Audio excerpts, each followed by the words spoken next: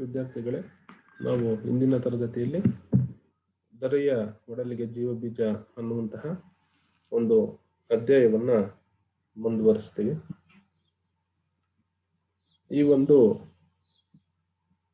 ಅಧ್ಯಾಯಕ್ಕೆ ಸಂಬಂಧಪಟ್ಟಂತೆ ಇಂದಿನ ತರಗತಿಯಲ್ಲಿ ಲೇಖಕರ ಪರಿಚಯವನ್ನು ಮಾಡಿಕೊಂಡಿದ್ವಿ. ಅದೇ ರೀತಿಯಾಗಿ ಜೀವರಾಶಿಯ ಸೃಷ್ಟಿಯ ಊಹೆ ಯಾವ ತರ ಅನ್ನೋದನ್ನ ಹಿಂದಿನ ತರಗತಿಯಲ್ಲಿ ನಾವು ತಿಳ್ಕೊಂಡಿದ್ವಿ. ಈ ಒಂದು ತರಗತಿಯಲ್ಲಿ ಸೌರವ್ಯೂಹದ ಒಂದು ಗ್ರಹಿಕೆಯನ್ನು ಮಾಡ್ಕೊಂತೀವಿ. ಧೂಮಕೇತುಗಳ ಬಗ್ಗೆ ಇರುವಂತಹ ತಪ್ಪು ಗ್ರಹಿಕೆಗಳಿಂದ ಆದಂತಹ ಒಂದು ದುರಂತಗಳನ್ನ ನಾವು ತಿಳ್ಕೊಂತೀವಿ. ಅದೇ ರೀತಿ ಹಲವಾರು ರೀತಿಯಂತಹ ಒಂದು ಸಂಶೋಧನೆಗಳು ಸಹ ನಡೆದು ಅದಕ್ಕೆ ಸಂಬಂಧಪಟ್ಟಂತೆ ಹಲವಾರು ಸಂಶೋಧನೆಗಳು ಯಾವುವು ಅನ್ನೋದನ್ನ ನಾವು ಹಿಂದಿನ ತರಗತಿಯಲ್ಲಿ ತಿಳ್ಕೊಂಡಿದ್ವಿ. ಸೌರವ್ಯೂಹದಲ್ಲಿ ಹಲವಾರು ರೀತಿಯಂತಹ ಧೂಮಕೇತುಗಳು ಕಾಣಿಸಿಕೊಂಡಿದ್ದಾವೆ. ಅವುಗಳಲ್ಲಿ ಪ್ರಮುಖವಾದಂತಹ ಒಂದು ಧೂಮಕೇತುಗಳನ್ನು ನಾವು ಹಿಂದಿನ ತರಗತಿಯಲ್ಲಿ ಹ್ಯಾಲಿ ಧೂಮಕೇತು ಅನ್ನೋದನ್ನ ತಿಳ್ಕೊಂಡಿದ್ವಿ. 1986ರಲ್ಲಿ ಇದು ಮೊಟ್ಟ ಮೊದಲನೇ ಬಾರಿಗೆ ಸೌರವ್ಯೂಹದಲ್ಲಿ ಒಂದು ಆಶ್ಚರ್ಯವನ್ನ ಮೂಡಿಸಿತ್ತು. ಇದು 76 ವರ್ಷಗಳಿಗೊಮ್ಮೆ ಕಾಣಿಸಿಕೊಳ್ಳುವಂತಹ ಒಂದು ಧೂಮಕೇತು. ಅದೇ ರೀತಿಯಾಗಿ ಹಯಾಕುಟಾಕೆ ಅನ್ನುವಂತಹ ಧೂಮಕೇತು 1996ರಲ್ಲಿ ಸೌರವ್ಯೂಹದಲ್ಲಿ ಕಾಣಿಸಿಕೊಳ್ಳುತ್ತೆ. ತದನಂತರ ಹೇಲ್-ಬಾಬ್ ಧೂಮಕೇತು ಅನ್ನುವಂತಹದ್ದು ಪ್ರಮುಖವಾದಂತಹ ಧೂಮಕೇತು. ಇದು 1996ರ ನವೆಂಬರ್ 14ರಲ್ಲಿ ಹ್ಯೂಸ್ಟನ್ನಿನ ಹವ್ಯಾಸಿ ಖಗೋಳ ವೀಕ್ಷಕ ಚೆಕ್ ಶ್ರಮಕ್ ಅನ್ನುವಂತಹ ಒಬ್ಬ ಹವ್ಯಾಸಿ ಖಗೋಳ ವೀಕ್ಷಕ ಇದ್ದಾನೆ.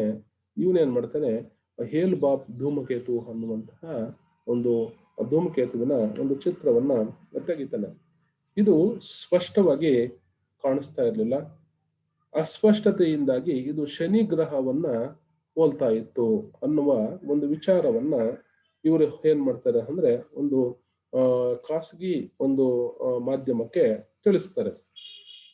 ಈ ಶ್ರಮಕ್ ಎನ್ನುವಂತಹ ವಿಷಯ ಆರ್ಕ್ಬೆಲ್ ಎಂಬಂತಹ ಖಾಸಗಿ ರೇಡಿಯೋ ಕೇಂದ್ರಕ್ಕೆ ವರದಿ ಮಾಡಿದಾದ್ಮೇಲೆ ಹಲವಾರು ಸುಳ್ಳು ಸುದ್ದಿಗಳು ಹರಡ್ತಾ ಹೋದವು. ಏನು ಅಂತಂದ್ರೆ ಈ ಧೂಮಕೇತು ಇದೆ, ಹೇಲ್-ಬಾಬ್ ಧೂಮಕೇತು, ಅದು ಭೂಮಿಯನ್ನ ಅಪ್ಪಳಿಸಕ್ಕೆ ಬರ್ತಾ ಇದೆ.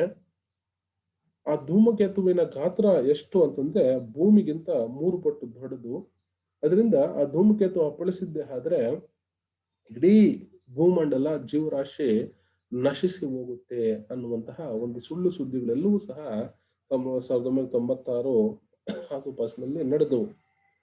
ತದನಂತರ 1997ರ ಮಾರ್ಚ್ ತಿಂಗಳ ಹೊತ್ತಿಗೆ ಧೂಮಕೇತು ಬಗ್ಗೆ ಹಲವಾರು ರೀತಿಯಂತಹ ಊಹೆಗಳು ಮತ್ತು ಆ ಧೂಮಕೇತು ಇನ್ನೇನು ಭೂಮಿಯ ಸಮೀಪ ಬರ್ತಾ ಇದೆ ಅನ್ನುವಂತಹ ಒಂದು ವರದಿನೂ ಸಹ ಹರಿದಾಡ್ತಾ ಇರುತ್ತೆ. ಈ ಸುಳ್ಳು ವರದಿಯನ್ನ ಕೇಳಿದಂತಹ ಒಂದು ಧಾರ್ಮಿಕ ಗುಂಪು ಏನಿದೆ ಭಯಗೊಳ್ತದೆ.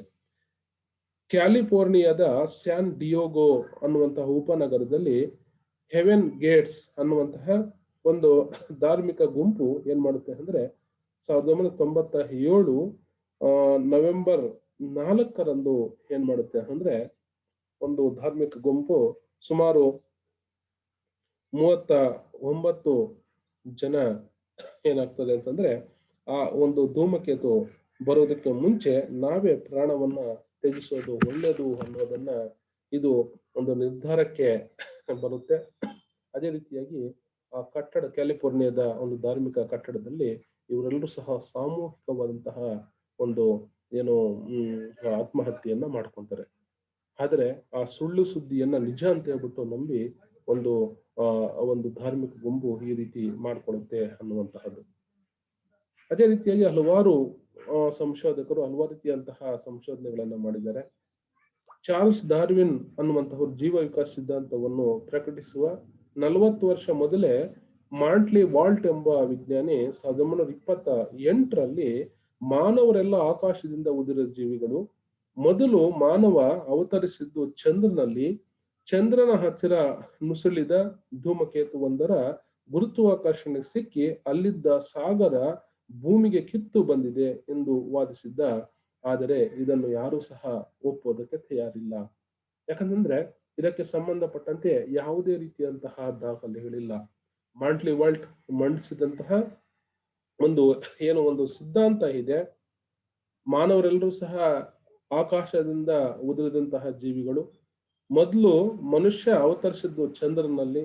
ಈ ರೀತಿಯ ಒಂದು ಸಿದ್ಧಾಂತ ಏನಿದೆ ಇದನ್ನ ಯಾರು ಸಹ ಒಪ್ಪೋಕೆ ಸಿದ್ಧ ಇಲ್ಲ. ಯಾಕಂದ್ರೆ ಅದಕ್ಕೆ ಯಾವುದೇ ರೀತಿಯ ಪುರಾವೆಗಳು, ದಾಖಲೆಗಳಿಲ್ಲ. ತದನಂತರ ಉಲ್ಕಾ ಸೃಷ್ಟಿಯಿಂದ ಕಾಸ್ಮಿಕ್ ಧೂಳು ಭೂಮಿಗೆ ಬಿದ್ದು ನಮ್ಮ ಜಠರವನ್ನು ಸೇರಿ ಅದು ಮುಂದಿನ ಪೀಳಿಗೆಗೂ ಸಂತಾನ ಅಭಿವೃದ್ಧಿಯ ಮೂಲಕ ಹರಡುತ್ತದೆ.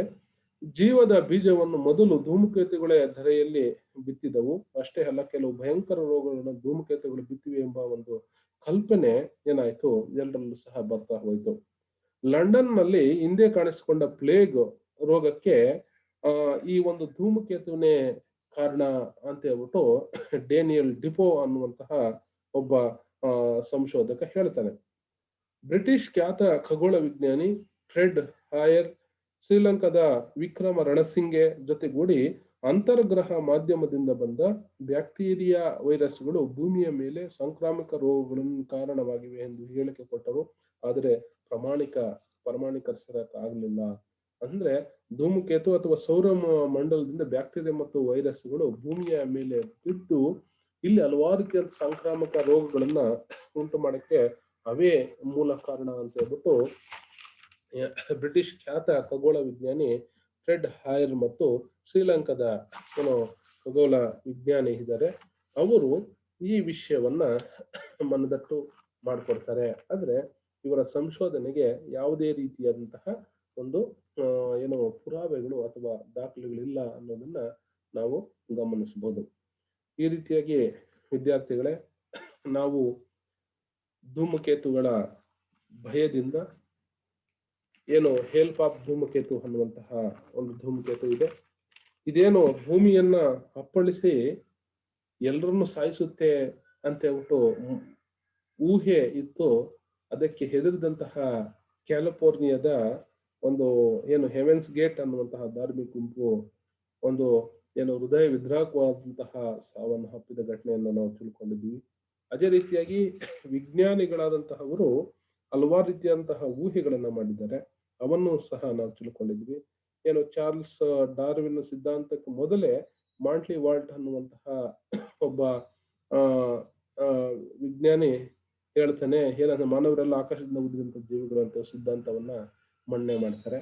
ಆಕಾಶದಲ್ಲಿ ಎಲ್ಲೂ ಸಹ ಜೀವಿಗಳ ಸೃಷ್ಟಿನೇ ಇಲ್ಲ, ಜೀವರಾಶಿಯ ಸೃಷ್ಟಿನೇ ಇಲ್ಲ ಅಂತ ಹೇಳ್ಬಿಟ್ಟು ವಿಜ್ಞಾನಿಗಳು ಸಂಶೋಧನೆ ಮಾಡಿದ್ದಾರೆ. ಅಂಥದ್ರಲ್ಲಿ ಅಲ್ಲಿಂದ ಉದುರು ಬಿದ್ದುವು ಅನ್ನುವಂತಹ ಒಂದು ಊಹೆ ಮಾಂಟ್ಲಿ ವಾಲ್ಟ್ ಮಾಡಿದ್ದು. ಅದು ಸಹ ಯಾವುದೇ ರೀತಿಯಾದಂತಹ ಒಂದು ಪುರಾವೆಗಳಿರಲಿಲ್ಲ. ಅದೇ ರೀತಿ ಉಲ್ಕಾ ಸೃಷ್ಟಿಯಿಂದ ಕಾಶ್ಮೀರ್ ಧೂಳು ಬರುತ್ತೆ, ಅದು ಜಠರ ಸೇರುತ್ತೆ. ಅಲ್ಲಿಂದ ಬಂದಂತಹ ಸೌರವ್ಯೂಹದಿಂದ ಬಂದಂತಹ ಧೂಳು ಜಠರ ಸೇರಿ ಹಲವಾರು ರೋಗಗಳುಂಟು ಮಾಡಿದೆ ಅನ್ನುವಂತಹ ಒಂದು ಊಹೆ ಇರ್ಬೋದು. ಬ್ರಿಟಿಷ್ ಖ್ಯಾತ ವಿಜ್ಞಾನಿ ಫ್ರೆಡ್ ಹಾಯಲ್ ಮತ್ತು ಶ್ರೀಲಂಕಾದ ವಿಕ್ರಮ ರಣಸಿಂಗೆ ಅವರು ಬ್ಯಾಕ್ಟೀರಿಯಾ ಮತ್ತು ವೈರಸ್ಗಳು ಸೃಷ್ಟಿಯಾಗಕ್ಕೆ ಮೂಲ ಕಾರಣ ಅಂತಂದ್ರೆ ಸೌರವ್ಯೂಹದಿಂದ ಈ ಭೂಮಿಯ ಮೇಲೆ ಉದುರಿ ಸಾಂಕ್ರಾಮಿಕ ರೋಗಗಳ ಕಾರಣ ಅಂತ ಹೇಳ್ಬಿಟ್ಟು ಇವೆಲ್ಲವೂ ಸಹ ಊಹೆಗಳ ವಿನಕ ಇದಕ್ಕೆ ಯಾವುದೇ ರೀತಿಯಂತಹ ಒಂದು ಪುರಾವೆಗಳು ಇಲ್ಲ ಅನ್ನೋದನ್ನ ನಾವು ಗಮನಿಸಬಹುದು. ಇಷ್ಟು ಈ ಒಂದು ತರಗತಿಗೆ ಸಂಬಂಧಪಟ್ಟಂತೆ ಎಲ್ರಿಗೂ ನಮಸ್ಕಾರ. ಈ ಒಂದು ತರಗತಿಯನ್ನು ಇಲ್ಲಿಗೆ ಮುಕ್ತಾಯ ಮಾಡ್ತಾ ಇದ್ದೀನಿ.